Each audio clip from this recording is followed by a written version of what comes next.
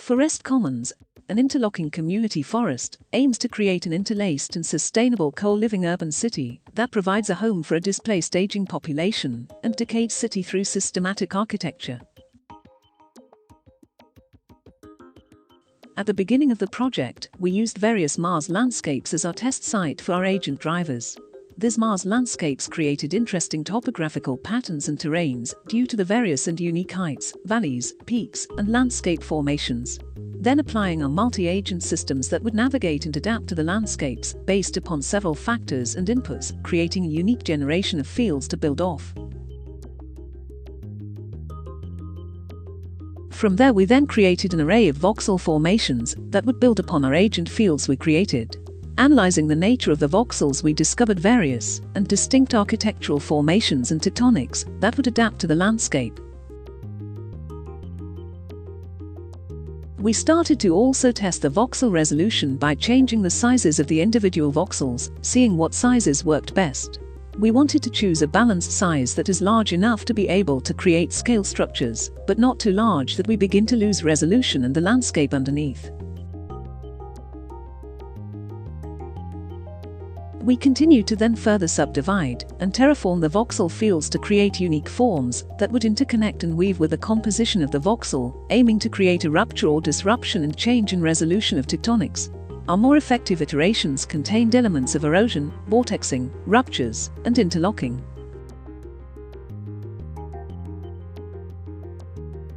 Throughout the semester we would continue to test and iterate our voxel formations. By mid-semester we had chosen our main Mars site to work off and created a large-scale field formation. Analyzing specific chunks of the larger field, we would choose one of these chunks to begin mapping our architectural components and building blocks to. For our group it was important that the chunk featured elements of varied tectonics, porosity, dynamic elevation changes and effective solar gain. Designing our architectural components, we wanted to focus on creating an interconnected system, but varied design layout to create a co-living and co-working environment for the community. Inspired by patterns of tessellation, we use these patterns to create a connected network system for our components to attach and spread out in specific pathways. As shown, we had various iterations that we would continually tweak and combine architectural elements. Each iteration had positive and negative elements of connectivity, space, and tectonics that we try to extract and combine into a current components prototype.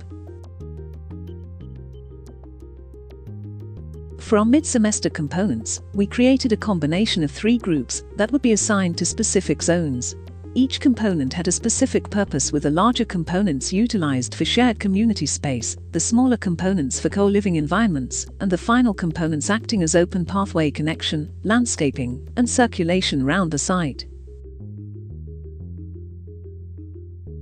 Upon reflection of our previous iterations and findings, we wanted to try and reset, moving forward into the end of semester project, and reorientate our goals.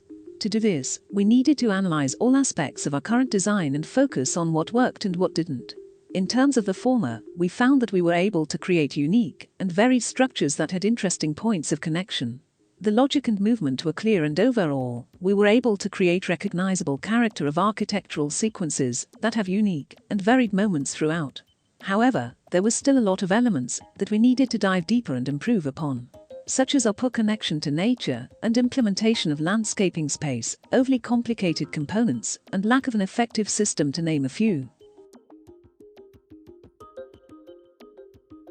The site we focused on for our final presentation is a town in central Croatia called Petrinja. The town center is located towards the northern area near the main river and is connected by 4 main roads leading to other towns and cities. Petrinja is flanked on the east, west, and south by high hills and dense forests, with an elevation change from 100 meters above sea level to 400 meters. These areas create an interesting and dynamic area to work with. Petrinja has been devastated by war during the 90s, and more recently a large 6.4 magnitude earthquake at the end of 2020. These major events have affected the town's economy, infrastructure, and population. Pitrinya's main economic drivers such as factories, businesses, tourism, and agriculture, all taking significant losses, causing a large amount of the younger population to emigrate to other cities or countries for better career opportunities. Currently, the Pitrinya's unemployment rate is around 22% and has seen a depopulation of 33.4% since the 1990s. This has led to an imbalance of population with older generations consisting of a high majority of the current population. From our research, we can see that Pitrynya is facing an issue of an aging population, and due to recent earthquake events causing large-scale building damage, much of the elderly are displaced from their homes. To help respond to this issue, our project aims to create a community space that regenerates the destroyed fabric of the city and provides a habitable community area for the elderly population to live in. Currently, there is a multitude of proposals that exist for individual family houses, but given the social tendencies in the area with an aging population and loneliness, our project proposes not only a pure residential solution, but a system for community building. We began to test our agent fields through various locations around Pitrynya. Our focus and logic behind the voxel creations were to create a formation that had elements of elevation change, incorporating the edge boundary of the forest, and had road and infrastructure connection to the main town. We can see many types of iterations ranging in size and density. Some of them had interesting branching pathways along with the environment, while others featured porosity and negative space. Our more successful iterations would look to combine all these elements. Finally, our chosen site is located just south of the town center at the base of the hills. The site aims to connect with the edge conditions of the forest to create a green biomass relationship, while also having multiple road access points to enter and exit the site. As you can see, the voxel formations branch out and upwards to the higher elevation. The branching formation help create a solid foundation and anchor into the ground, while also allowing for porous and interstitial spaces for vegetation to push into. Our aim was to create a strong connection between our architecture and the existing forest. Despite having 13 levels and a total height of 65 meters, the voxels have a low-profile formation when viewed from street level and do not overpower the existing landscape. This is due to the voxels embedding and connecting closely to the steep site.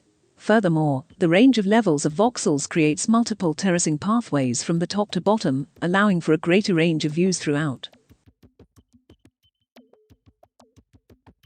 Analyzing the solar gain of the site, we can see that over 90% of the voxels received a maximum solar gain throughout the day.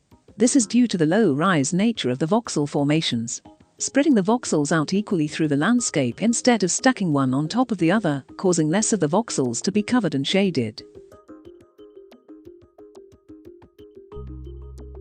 Due to the high density of this project and creating a co-living environment, we can accommodate a high population in a smaller area compared to an average town, thus reducing the total built footprint and giving more space back to the environment. Each voxel is 36 square meters in size with a total of 1,166 voxels for this project, totaling a built coverage area of 41,976 square meters. Comparatively, the standard average size home in Pitrynya is approximately 240 square meters. Within the same area, we are only able to fit 175 homes compared to the 1,166 voxel units. Moving towards our components.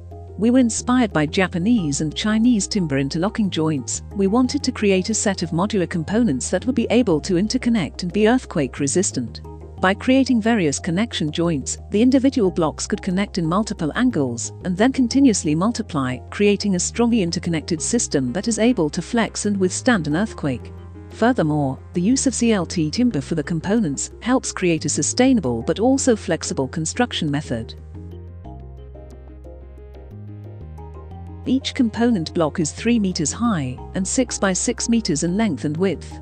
By combining multiple blocks and various arrangements, we can create multiple modular rooms, varying from larger community spaces to smaller individual living areas.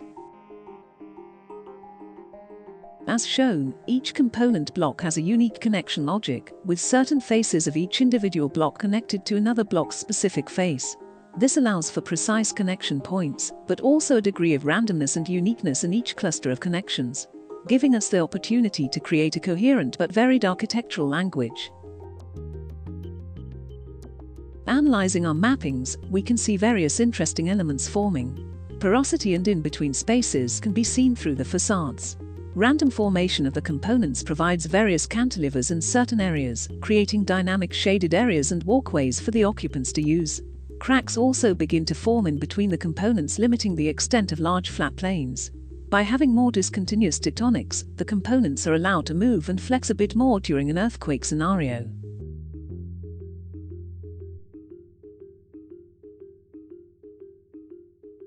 The combination of site-adaptive agent-based logic and combinatorics of components becomes a sequential system that nestles within the terrain and is interlaced with the forest, creating a minimal and subtle impact on the existing environment.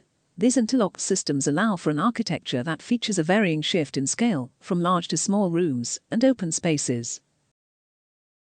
The system of components creates a range and variety of internal layout programs that are in close proximity to each other, allowing occupants to travel quickly and efficiently between shared residential spaces, communal centers, and co-working environments. Each residential cluster provides for even creation of private bedrooms and bathrooms. The architectural system allows for improvision of use towards the landscape, giving opportunities to be seated within nature and accessibility for the elderly from the forest to the building. The sequential organization of the architecture engages with framing picturesque views of the forest. The steep rolling hills on the site create varied levels, heights, and openings within the architecture, creating quieter moments within the sequence for residents and segregating itself from the bustling discontinuous architecture of the co-working. The components interlock together to form a seamless transition between different components, forming larger rooms and open areas to create a multitude of co-working and living environments for users. New economic activities can be held within the varied system of interconnectivity. The modular and strategic design of walls and windows creates smaller communal spaces for interactivity within the community. The small spaces feature seating created by the connection logic system for momentary pause and rest, and for light to creep in. The use of the rooftops and balconies provide more space for the occupants to utilize for activities such as rooftop gardens, farming, and relaxation, with side pockets at the edge of the system for serenity to the forest, creating a stronger connection with nature.